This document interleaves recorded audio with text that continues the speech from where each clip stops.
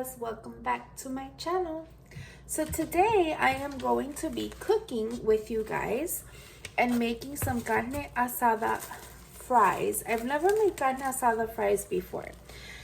So this is the meat that I like to use for my steak street tacos and for like carne asada fries, things like that. I really like to get the carne picada from Walmart. This is great. It's just basically your steak and it's already chopped up into little pieces, so it just makes it so much easier and quicker to cook, especially on these hot summer days, because first of all, you run out of ideas on what to cook on a daily. I know that happens to me all the time.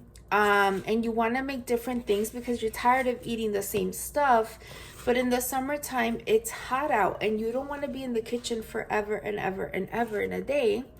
So it's nice when you have things like this that make it easier and faster to cook. So yeah, guys, that's what I'm going to be making. So I'm going to season the meat with you guys real quick. And I'll be like cutting out some things, you know. I'm not recording the entire process because that will just take too long from start to finish. So what I like to do is I like to put my meat in like a little bowl or something so that I can season it up. Let me throw this out and let's wash our hands. I'm constantly washing my hands as I'm cooking because... Oh. Okay, sorry guys, I was interrupted, but again, I always forget that you guys don't see that. So where I left off was meat is in the bowl, hands are washed. I've removed or taken out my seasonings. So usually I do a garlic, salt, and Badia complete seasoning mix. But I looked up a recipe for carne asada fries because again, I've never made it before. And I wanted to see the recipes out there. So first things first, I'm gonna drizzle my meat with a little bit of olive oil. And I'll be honest, I never used to put oil in my meat, like as I was seasoning it or anything, but I've seen a lot of people do this, and apparently the reason that they do it is because it helps the seasoning stick to the meat. So I am mixing all of that, incorporating that, and here's what I'm gonna add. I am gonna do my basics, a little bit of my Lori's garlic salt. Gonna put that, and then I'm gonna mix it and add a little more. Now, the recipe calls for like fresh cilantro. I don't have fresh cilantro, but I have this. So I'm gonna use some of this. And cilantro just gives your food such a great taste. So I'm gonna go ahead and mix all of this up.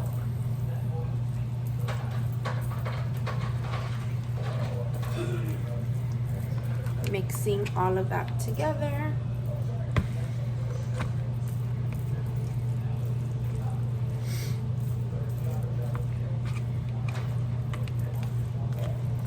Okay.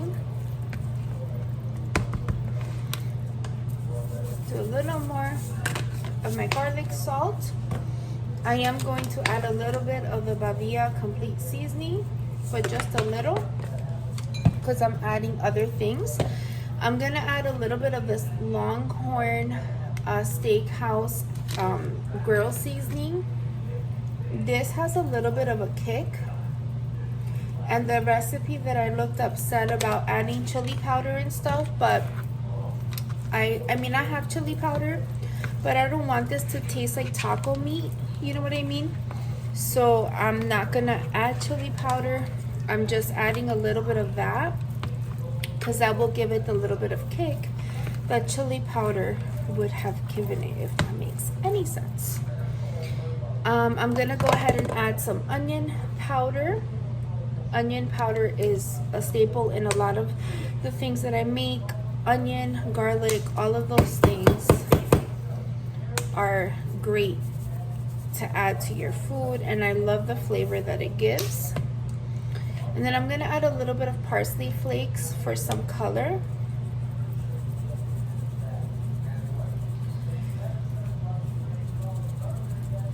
I don't really know if parsley gives the meat a ton of flavor, and a little bit of paprika for some more color, but I'm literally just doing like a little dash of what I normally would have put if I was making like taco meat, you know. So I am mixing all of this, and I'm gonna let this sit for like about 20 minutes. So what I'm gonna do now is I'm gonna peel some potatoes. I do have frozen french fries, and I could very easily just throw those in the deep fryer and fry them up, but instead of doing that, I'm gonna do homemade french fries because they always taste the best. And I don't know, I just think that they taste better than the frozen kind. So I'm gonna do that. So I'm gonna go ahead and set this to the side. Actually, before I do that, I wanted to add a little more of my complete seasoning because we want our meat to have a lot of flavor, right? We want it to be flavorful. Flavorful. Did I say that right, guys? I don't know. I'm gonna put these. Oh, I didn't use this. This is the Kinder's garlic and herb. I like this seasoning a lot too, so I'll just add just a little bit on top because this has lemon pepper in it along with garlic, so it's a great seasoning to use. Let's put these in here, and then these are gonna go in my other spice, well, not spice, but my other cabinet next to my stove because I keep in there the seasonings that I use the most. So let me cover this and set it to the side, and I will be back with you guys in just a few seconds. Oh guys, and I decided to add just a little bit of this, like a little bit, and a little bit of lime juice to my meat mixture, so that way the meat comes out not too dry and it's juicier. So I just mixed that in, and now I'm gonna cover it and put it in the fridge. All right guys, so I have a couple of potatoes. They're not very big ones, so I have about 7 potatoes here. I'm probably gonna end up peeling more because we are a pretty big family of 5, well, 4, but yeah, with my son and my husband, especially with potatoes, and even with my daughter, like they love homemade french fries. So I'm probably going to make a few more fries. But yeah, so I'm basically just peeling them. I love peeling them with a good peeler. And once I'm done peeling all the potatoes, then I will start chopping them up into, you know, like little french fries.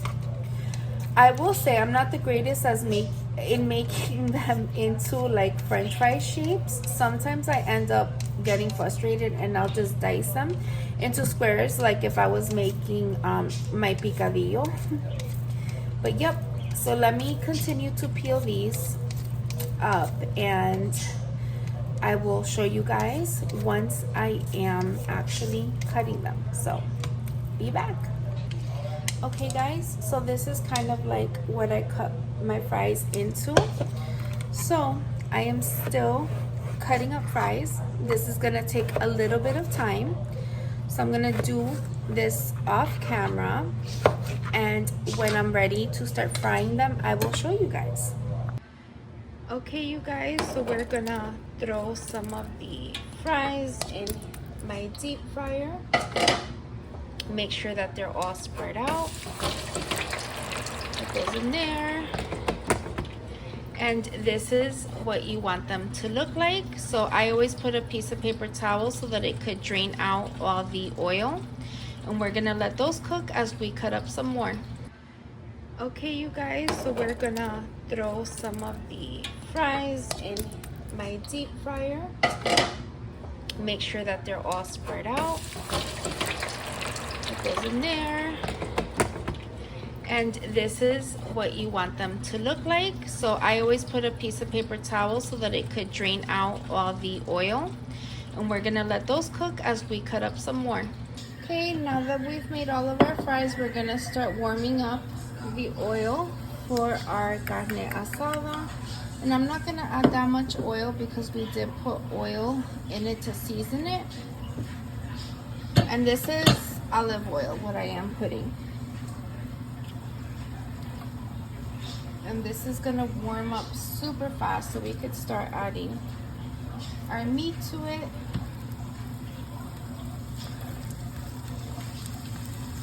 As you can see, it's already sizzling. This oil warms up super fast. Olive oil warms up a lot quicker than corn oil. I don't know why that is, but it does. And we're gonna let this cook. Basically, all of it.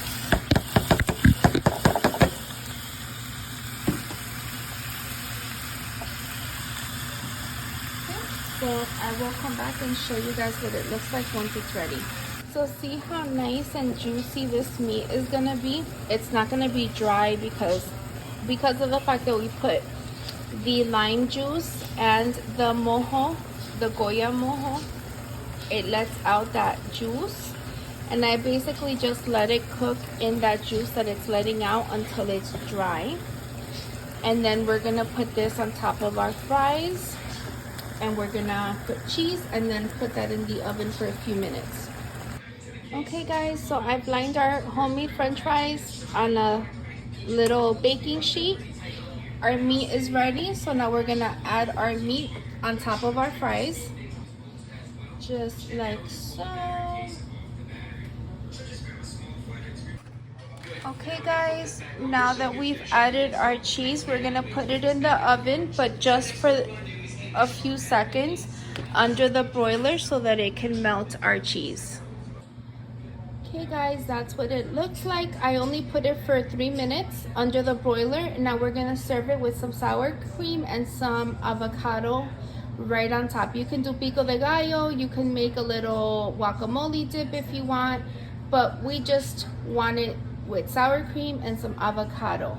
Let me know in the comments if you end up trying this recipe. If you have not subscribed yet to my channel, what are you waiting for? Please go ahead and hit that subscribe button. Hit the bell so that you get notified each and every time I upload a new video. And thank you guys for all your love and support and for all your comments. Do not forget to leave me a comment down below. Talk to you guys soon. Bye, amigas. Guys, do you think that this was a hit in my house?